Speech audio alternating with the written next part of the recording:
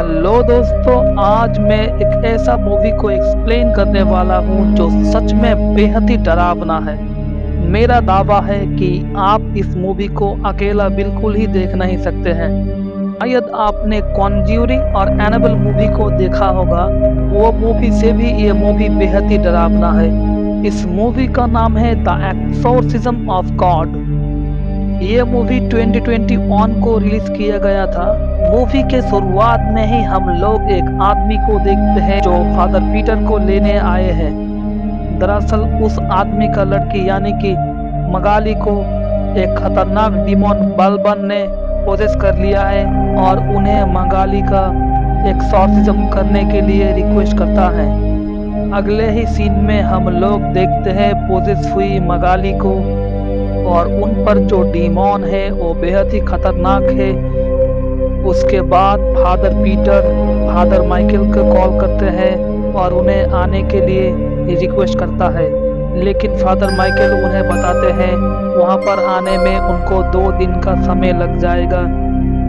दरअसल ये father Peter की फर्स्ट एक्सोर्सिज्म है और वो पहले कभी भी एक्सोर्सिज्म नहीं किया है, इसीलिए वो फादर माइकल को वहां पर आने के लिए रिक्वेस्ट करते हैं। अगले ही सीन में हम लोग देखते हैं फादर पीटर सभी को बाहर जाने के लिए बोलता है और वो रिचुअल शुरू कर देता है। और उसके बाद हम देखते हैं पोजेस हुई मगाली फादर पीटर को अपने बात में उलझाने लगती है और फादर पीटर एक्सोर्सिज्म शुरू कर देता है। बहुत ही जद्दोजहद करने के बाद फादर पीटर मगाली की शरीर से वो डीमॉन को निकाल देता है। और यहाँ पर हमें पता चलता है फादर पीटर मगाली को पहले से ही पसंद करता था, इसीलिए वो उनके करीब आता है और उन्हें किस करने लगता है। तभी वो डीमॉन फादर पीटर को भी पोजेस कर लेता है और यहाँ पर हमें पता चलता है वो डीमॉन दरअसल मगाली के शरीर में ही था। फादर को पोजेस करने के लिए ही वो नाटक कर रहा था। तो हेलो दोस्तों, वेलकम टू फिल्मी गॉसिप 360। अगर आप लोगों को ये वीडियो अच्छा लगता है तो वीडियो को लाइक करें और चैनल को सब्सक्राइब करें। मूवी का सीन शिफ्ट होता है और हमें 18 साल बाद की कहानी दिखाया जाता है। एक आदमी जेल में एक कैदी को खाना देने जाता है और तभी कैदी उनके उंगलियों को काट के खा जाता है। अगले ही सीन में हम लोग फादर पीटर को देखते हैं जो मेक्सिको सिटी में शिफ्ट हो चुका है और लोगों की बहुत ही मदद करता है।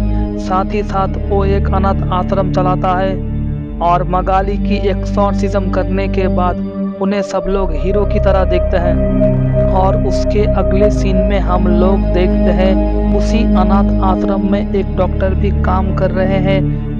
उसके साथ फादर पीटर बात करते हैं और वो डॉक्टर फादर पीटर को बोलते हैं 18 साल पहले आप डीमॉन बलबन के बस में थे और इसीलिए आप मगाली के करीब गए थे। ये आपकी गलती नहीं है। और आपको एक बात बता दे, चर्च की फादर जिस आदमी का एक्सोर्सिज्म करता है वो सभी एक्सोर्सिज्म वो लोग रिकॉर्ड कर लेते हैं। यानी कि फादर पीटर जब मगाली का एक्सोर्सिज्म कर रहे थे तो भी वो कैमरा ऑन था। फादर पीटर डॉक्टर को बताते हैं वो सब मेरी ही गलती थी, इसीलिए मैंने चर्च की फादर को बताया था और चर्च की फादर बिशप के सामने कन्फेस करने के लिए बोल रहा था। तभी वो डॉक्टर बताते हैं अगर आप कॉन्फेस करते हो तो आपको इस अनाथ आश्रम से निकाल दिया जाएगा और आप लोगों की साथ ही साथ बच्चे की हेल्प नहीं कर सकते हैं। मूवी का सीन शिफ्ट होता है और हम लोग देखते हैं फादर पीटर कॉन्फेस करने के लिए बिशप के पास जाता है और जब वो बिशप को मगाली की एक्सोर्सिज्म का कैसेट देने ही वाला होता है तभी बिशप उन्हें बोलता है हम लोग 18 साल से आप पर नज़र रख रहे थे, आपने ज़रूरतमंदों की सहायता किया है और आप एक सच्चे इंसान हो। अगले सीन में हम लोग देखते हैं जब वो सोने जाते हैं तब भी वो डीमॉन उन्हें परेशान करता है और तभी अचानक उन्हें जेल से कॉल आता है जेल में एक कैदी की एक्सॉर्सिज्म करना है और कैदी ही आपको बुलाने के लिए बोला है। नेक्स्ट सीन में हम देखते हैं फादर पीटर उस कैदी के पास चला जाता है और वो कैदी बिल्कुल ही पोजेस हुआ था। दरअसल उसके अंदर वही डिमॉन था जो डिमॉन मगौली के अंदर था। वो डिमॉन उन्हें काफ़ी उलझनों में फेल देता है और तभी वो सेल से बाहर आ जाता है। बाहर आने के बाद वो ऑफिसर से बोलता है, मैं ये एक्सॉर्सिज्म नहीं कर सकता, ये काम मैंने बहुत ही पहले छोड़ दिया है। अभी अचानक वहाँ मगाली आ जाता है और उन्हें एक्सॉर्सिज्म करने का रिक्वेस्ट करता है, क्योंकि पॉसेस हुई लड़की कोई और नहीं फादर पीटर का ही बेटी होता है। उसके अगले सीन में हम लोग देखते हैं जब फादर पीटर सोने जाता है तब वो डीमॉन जीसस क्राइस्ट के रूप में उनके पास आता है और उन्हें सताने लगता है। अगले ही सुबह हम लोग देखते हैं फादर पीटर बिशप के पास जाता है पोजेस हुई लड़की यानी कि एस्परांजा की, और फादर उन्हें एस्परांजा की एक्सॉर्सिज्म करने का परमिशन दे देता है। और फादर पीटर ये भी बताता है एस्परांजा की ऊपर जो डीमॉन है वो बहुत ही शक्तिशाली है और एक्सॉर्सिज्म करने के लिए उन्हें एक और फादर की हेल्प की ज़रूरत पड़ेगा, इसीलिए वो फादर माइकल को बुलाने की मांग करता है। अगले ही सीन में हम लोग देखते हैं फादर माइकल फादर पीटर के पास आ जाता है और फादर माइकल फादर पीटर को पूछता है, ये एक्सॉर्सिज्म तुम अकेला क्यों नहीं कर सकते हो? तुमने पहले भी तो डिमॉन बलबन को हराया था। और फादर पीटर तभी बोलता है, मैंने उसे हराया नहीं था। जब मैं मगाली का एक्सॉर्सिज्म कर रहा था तब वो मेरे अंदर आ गया था। और ये बात सुनकर फादर माइकल बोलता है, बलबन बिना रूह को ले जाए नहीं भाग सकता, यानी अगर वो रूह बिना भागा है यानी कि तुमने उन्हें भगाया है, तुम्हारे अंदर ईश्वर है। अगले ही सीन में हम लोग देखते हैं फादर पीटर मगौली की एक्सॉर्सिज्म करने की कैसेट को जला देता है और फादर पीटर फादर माइकल को बोलता है, हर रात डिमॉन बाल्बन मेरे सपनों में आता है और मेरा गला दबा देता है। ये बात सुन के फादर माइकल काफ़ी हैरान हो जाता है और ये भी बताता है डिमॉन बलबन तुम्हारा ऊपर काबू पाना चाहता है। ये भी बताता है डिमॉन बलबन 2000 साल पहले जीसस क्राइस्ट को पोजेस करना चाहता था, तब वो नाकाम हो गया था। और तुम एक फादर हो, तुम्हें हर रोज़ मारने का कोशिश करता है, यानी कि वो तुम्हारे जरिए अपना कोई गंदा मकसद पूरा करना चाहता है। दूसरी तरफ हम देखते हैं अनाथ आश्रम में कमीला को अचानक उसके सिर के ऊपर खून गिर जाता है और वो उस खून के निशान की तरफ आगे बढ़ने लगती है। तभी उन्हें एक सफ़ेद कपड़ा दिखता है और कपड़ा हटाने के बाद और उन्हें एक पोजेस हुई बेबी दिखता है। ये देख के वो काफ़ी डर जाती है। उसके बाद उनके पीछे हम देख सकते हैं एक डीमॉन को, उनके आँख से खून निकलती है और आके वो डीमॉन कमीला पर हमला कर देती है। उसके बाद वो डीमॉन कमीला को भी पॉजेस कर लेता है और पॉजेस करके अनाथ आश्रम में सोया हुआ बच्चे के रूम के तरफ आ जाता है। उन्हें देख के सारे बच्चे काफ़ी डर जाता है और पीछे से अचानक मगोली आ जाता है और वो शैतान मगोली को भी मारने लग जाती है। उसके बाद पीछे हम देखते हैं फादर माइकल और फादर पीटर को, जो उस डीमॉन को कमीला के शरीर से भगा देता है। उसके बाद फादर पीटर देखता है अनाथ आश्रम की सारी बच्चों की फेस पर एक लाल निशान बन जाता है। मूवी का सीन शिफ्ट होता है और हम लोग देखते हैं उस जेल में फादर पीटर और फादर माइकल आ जाता है और पोजेस हुई एस्परेंजा उन लोगों को उलझाने लगता है। और ये बात फादर माइकल समझ जाता है और वो पोजेस हुई एस्परांजा को बोलता है, इस पर कोई डिमॉन नहीं है, हम लोग बेकार ही टाइम वेस्ट कर रहे हैं। जब वो उस सेल से बाहर जाने लगता है तभी अचानक उस सेल का दरवाज़ा बंद हो जाता है और फादर माइकल बताते हैं ये छोटा मोटा जादू कोई भी कर सकता है। तभी पोजेस हुई एस्परेंजा बहुत सारी वॉमिट करता है और उसके वॉमिट में हम लोग 2 उंगली देख सकते हैं। ये उंगली दरअसल उस ऑफिसर की उंगली है जिसका उंगली एस्परेंजा ने पहले खाया था। और उसके साथ हम लोग देखते हैं एस्परेंजा फादर माइकल के ऊपर हमला कर देता है और अपने मुंह से फादर माइकल की कान को काट देती है। तभी उस रूम में एस्परेंजा की माँ मगाली भी आ जाता है। उसके बाद हम लोग देखते हैं डॉक्टर फादर माइकल को ट्रीटमेंट कर रहा है। तभी वहाँ पर ऑफिसर आ जाते हैं और उन्हें बोलता है आप लोग जो चाहे यहाँ पर कर सकते हैं। और उनके ये जवाब सुन के फादर माइकल बोलते हैं इस जेल को पूरी तरह से खाली कर दो। जेल में एक भी कैदी रहना नहीं चाहिए क्योंकि एस्परेंजा के ऊपर जो डीमॉन है वो सभी कैदी को पॉजेस कर सकता है और उन पर हमला कर सकता है। ये बात सुनकर भी वो ऑफिसर बोलता है हम लोग कैदी को कहीं पर भी नहीं ले जा सकते, ये हमारे देश की कानून के खिलाफ है। तभी पीछे से डॉक्टर बोलता है मैं सारी पेशेंट को इंजेक्शन देके सुला सकता हूँ। उसके बाद हम लोग देखते हैं डॉक्टर और गार्ड्स को जो सेल में मौजूद सभी कैदी को इंजेक्शन देता है और सुला देता है। लेकिन उनमें से एक कैदी को जब डॉक्टर इंजेक्शन देने जाता है और तभी वो कैदी उस गार्ड की जेब से चाबी को निकाल लेता है।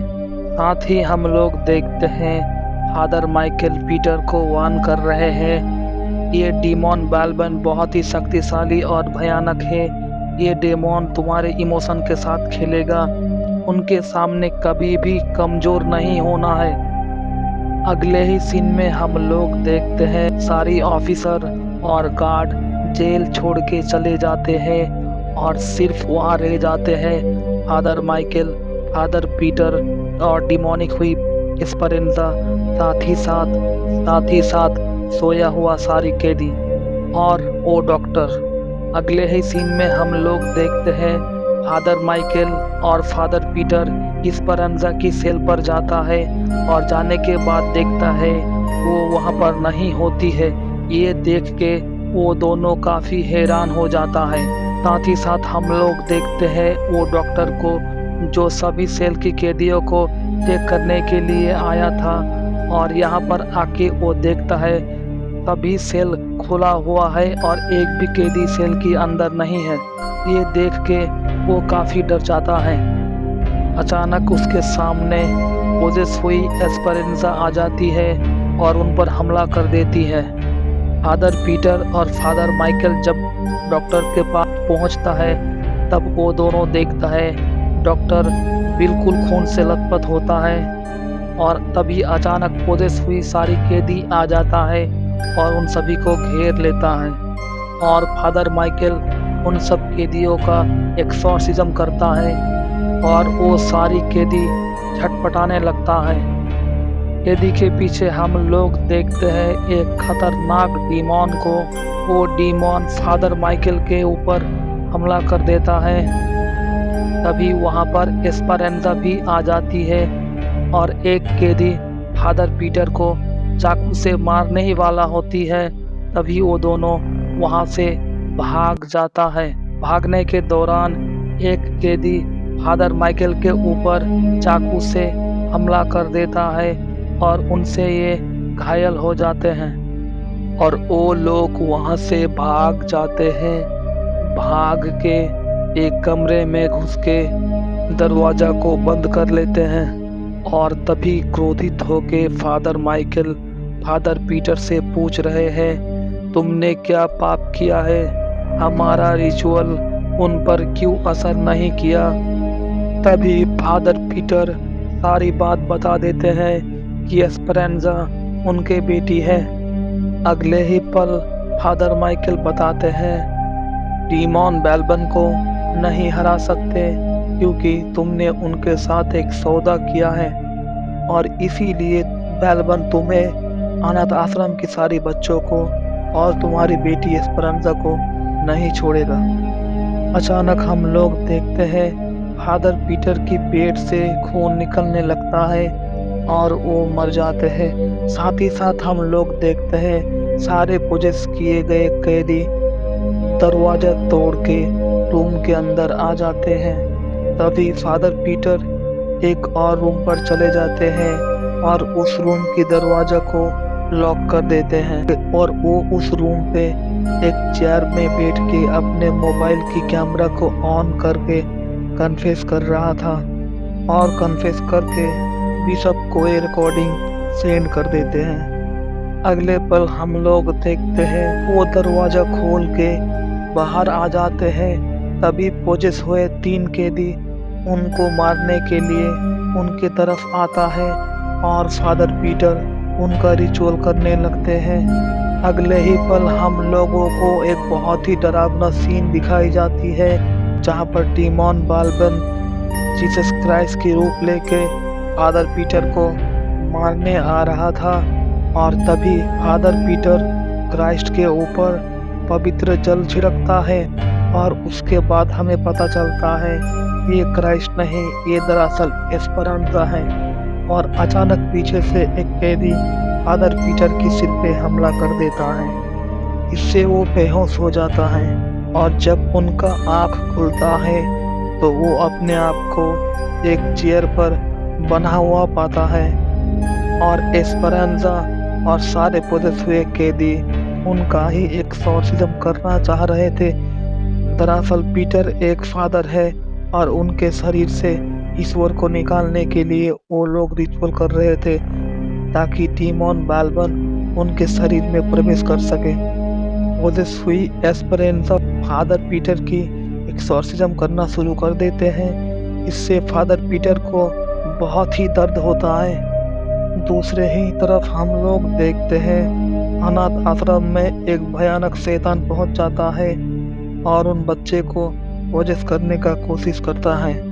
और दूसरी तरफ हम लोग देखते हैं एस्परांजा को जिसका रिचुअल अभी भी शुरू था।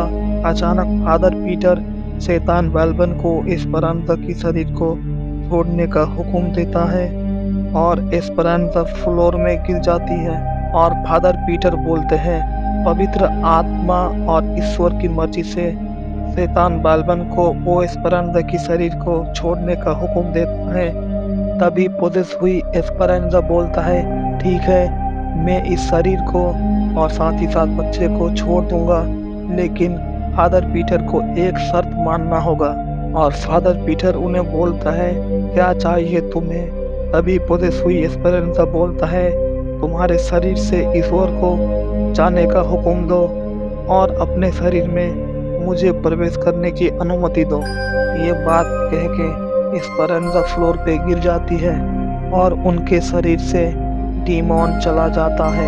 मूवी का सीन शिफ्ट होता है और हम लोग देखते हैं अगले ही दिन सुबह फादर पीटर एस्परांजा को अपनी गोद में बिठाए बाहर लेकर आता है और बच्ची को लेके उनकी माँ को दे देता है।